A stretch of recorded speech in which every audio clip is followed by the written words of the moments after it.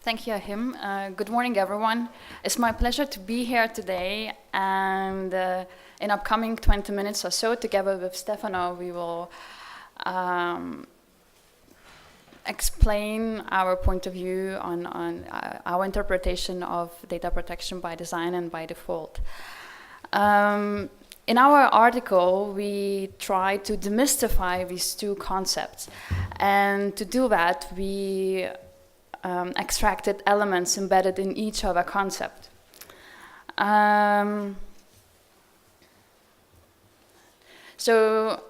Firstly, we will provide you with some motivation that we had for writing this paper, and then we will explain elements embedded, as I said, in the concept of data protection by design and by default. And here I would like to emphasize that we focus not on privacy by design, which is a policy goal, but we focus on data protection by design, which is actually a legal obligation. And in the second part of the presentation, Stefano will touch upon the data protection by default. We're gonna just touch on the main aspects of it, because we know that the next presentation will explain this principle more in depth. And then Stefano will also explain how we see data protection by design implemented in practice. Yes, so as Wojtek has mentioned, the idea of data protection by design or privacy by design is always or very often connected to the Kavukian ideas about privacy by design, and in particular the 7 foundational principles that were just discussed before.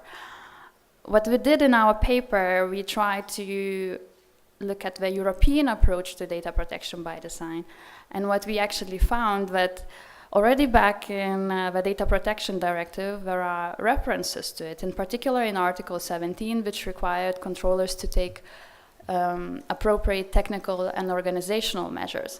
And what is interesting, that recital 46 of the Data Protection Directive required to take these appropriate organizational and technical measures at the time of the inception of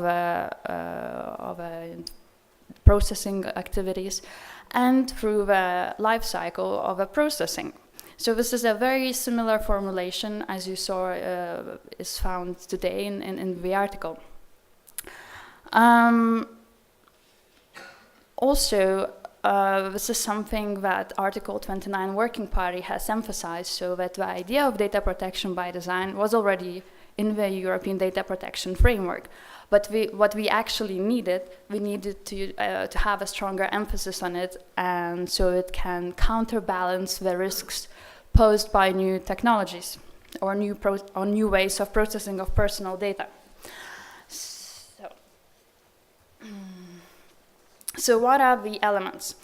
So after deep immersion into the text of the GDPR, we extracted 5 elements and, of course, 5 sub-elements that are embedded in the principle of data protection by design. What is very interesting, that all these 5 elements and 5 sub-elements are put in one sentence.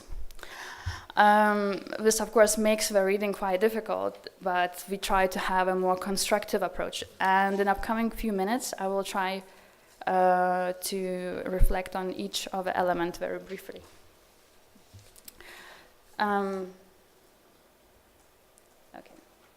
So the core of a provision is that the controller shall implement appropriate technical and organizational measures.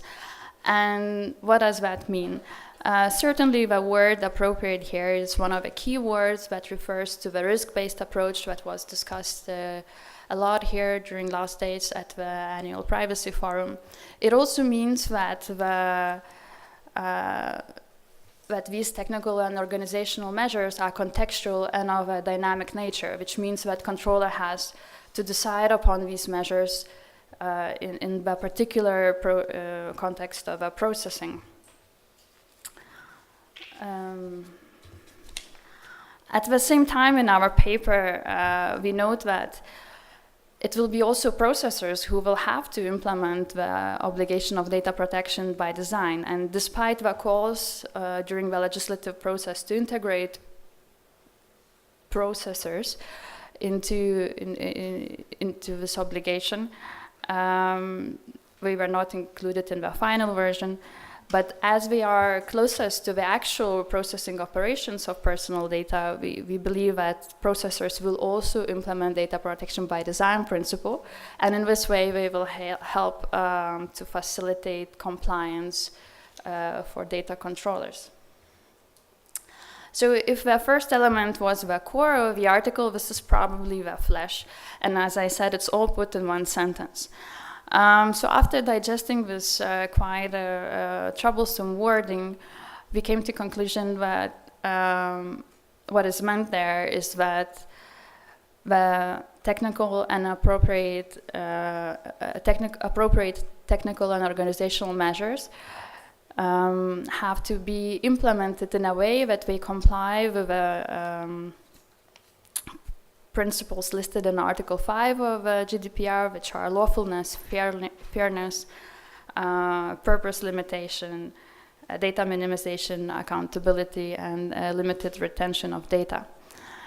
Secondly, these measures should take into account rights of a data subject, and thirdly, other requirements of a GDPR. And so overall, we found that actually the legislator has put all weight of a general data protection regulation on the shoulders of Article 25.1 on data protection by design principle.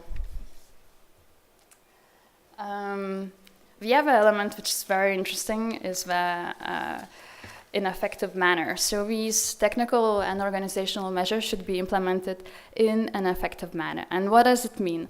Effectiveness as such is a concept that has been widely contested. We suggest that it comes from the risk management school. And the recital 78 proposes some ways how effectiveness could be demonstrated. Definitely this is not a complete list of how it could be demonstrated, and can be situations how effectiveness can be demonstrated in other ways. What is interesting that we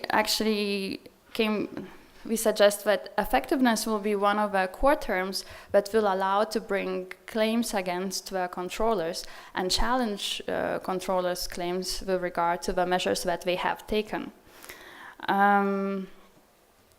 And effectiveness indeed is like one of these terms that broadens the scope of data protection regulation, as we saw in some cases of European Court of Justice.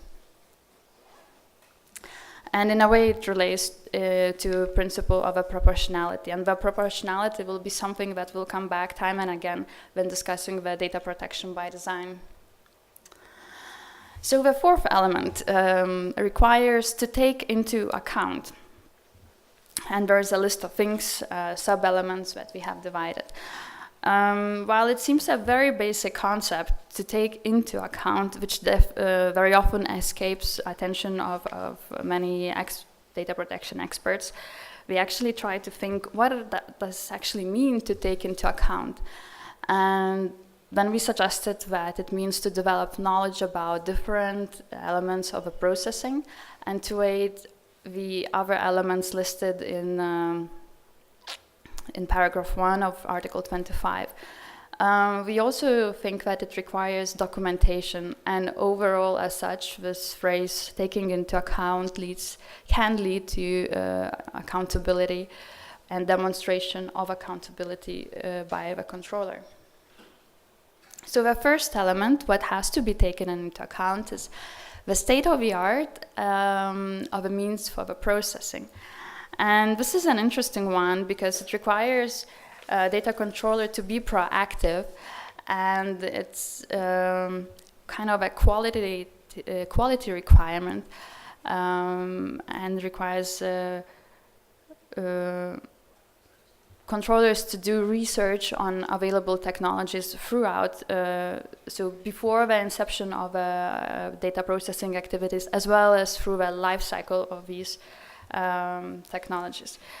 Then the second element is the cost of implementation, and this is a difficult one, probably in terms of incentives that controllers may have or may not have. And we suggest in our paper that this requirement goes beyond the cost of cost-benefit analysis, and actually it should rely more on the proportionality principle. So the cost of the implementation should be proportionate to the risks that are posed to protection of individuals' personal data. Then the third sub-element is the nature, scope, and the context of a processing. I will just jump through this rather quickly because knowing the audience, I assume that it's a rather clear provision requirement. And then the appropriate technical and organizational measures required to take into consideration the purposes of a processing, which of course relates to the necessity and data minimization principles. And here it comes again, the idea of risks, and in particular the controllers should take into consideration the risks of varying likelihood of and severity for the rights and freedoms of natural persons. And we suggest that this means that actually the potential negative impact of the processing on data subjects should be evaluated. And negative risks can mean actually any risk.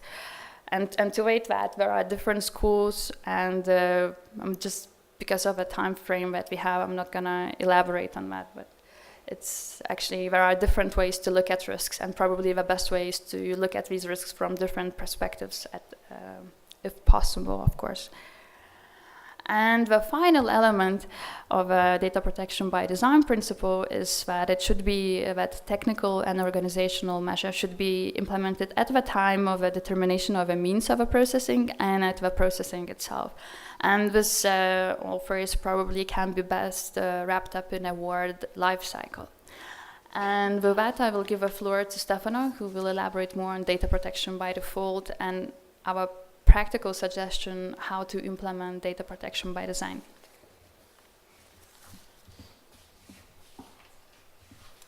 So, thank you, Lina. And as Lina said, I will try to go a bit inside the data protection by default requirements and let's say all the other side of our work that is more on framing and trying to design a concrete toolkit to use inside the specific scenarios. I will briefly go in some points of the data protection by default, since I know next talk will be a bit more, I would say a lot more in deep on the topic. The first thing I would like to do is just to try to draw a line between the two concepts that are a lot interrelated between them, but in a way very different, because while Lina was talking, I had in mind these points, but let's try to share it. It's the design requirements talk about what and when implement safeguards and requirements. The by default is about how to implement. So in an example, we can have tracking technologies, a signal to do not track users, but the way we by default set this technology is about the default requirements. And this is also very strictly interrelated to all the, let's say, architectural choices that we as society do in all the things we have around us, not just in data protection, in the data protection landscape. The elements we took out from our analysis are the one you can read in the slides, but we try to go a little bit inside all of them. Our main takeout were related to active choosing and to the rules that we have inside the specific system, inside the specific processes. We are not just talking about digital systems. We are talking about process that embeds digital technologies. Active choosing is strictly interrelated also with consent, because I have in mind a lot of facts that happened just a couple of weeks ago about changing of privacy policy with the stick, let's say, signed in the form. So this is a way we can try to enforce the default rules. And data protection by default is something that has been read by us in a very related dimension with the design requirements, and the several elements we have here are again strictly connected to the positive actions, positive obligation that the controller, as a designer, as the one who decides how to implement different means of processing, has to take into account.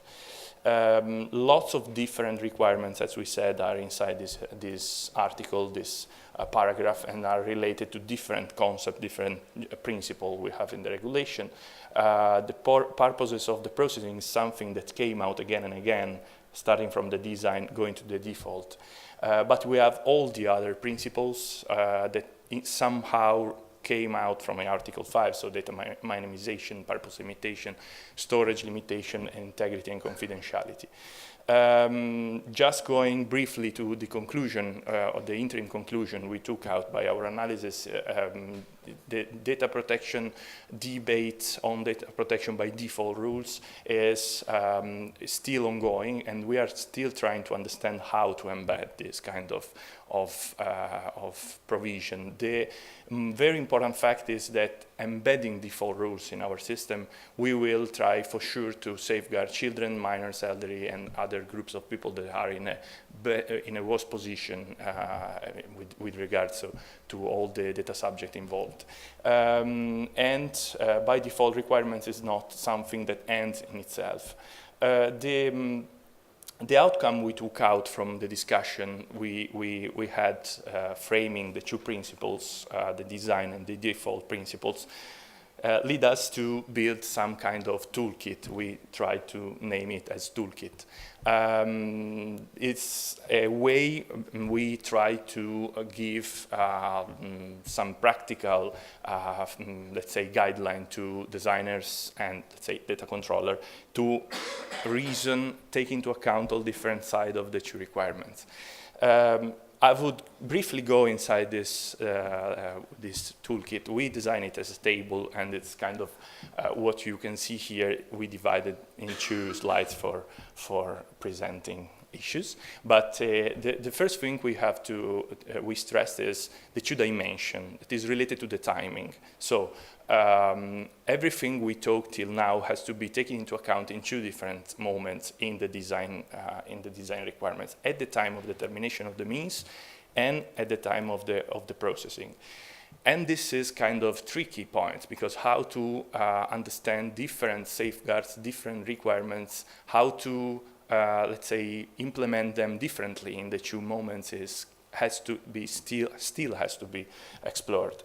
And the dimensions we have on the other side is the take into account requirements. We have the nature, scope, and context, the purposes and the risks that are the let's say, background of decision we have to take while enforcing the design requirements.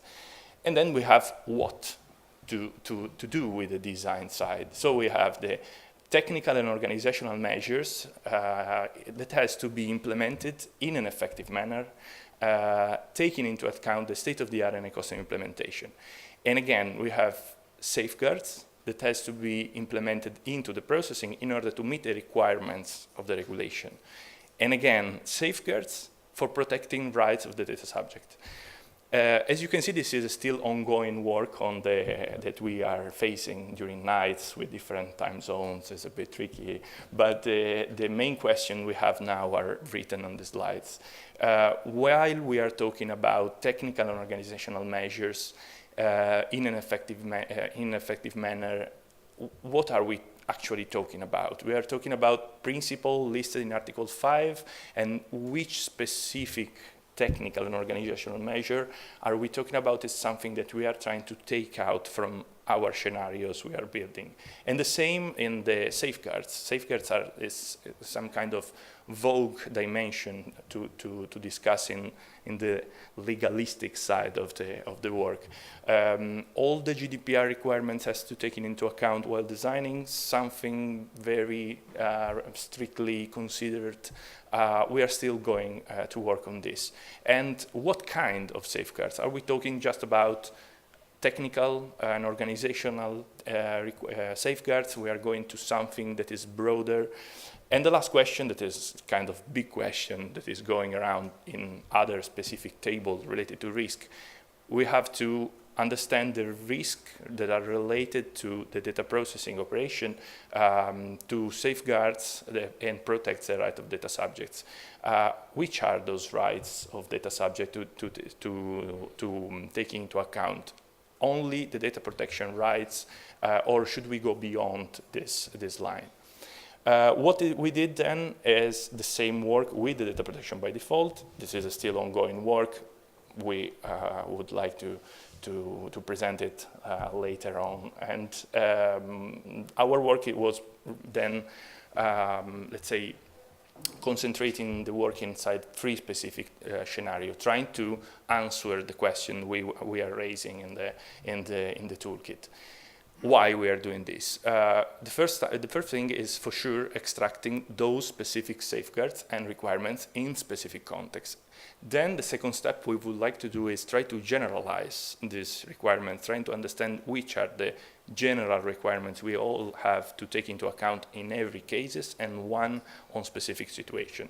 And then try to, let's say, improve our framework and try to integrate the 2 toolkits, the data protection by design as a part of the data protection, the data protection by default as a part of the design requirements. Just few words on concluding. What we took out is those 2 principles are kind of meta requirement system that we have to, let's say, consider while designing and processing data. We are here for discussing among us and with you about feedbacks on what we did, about practical expectation, first of all, and also experiences. And we are absolutely, let's say, aware about and ready to listen to your feedbacks and questions and suggestions about our work. Next step will be, let's say, go beyond these scenarios and build a step-by-step methodology for helping data controllers in enforcing the 2 principles and enable accountability measures. Thank you, and question and remarks, as said, are welcome.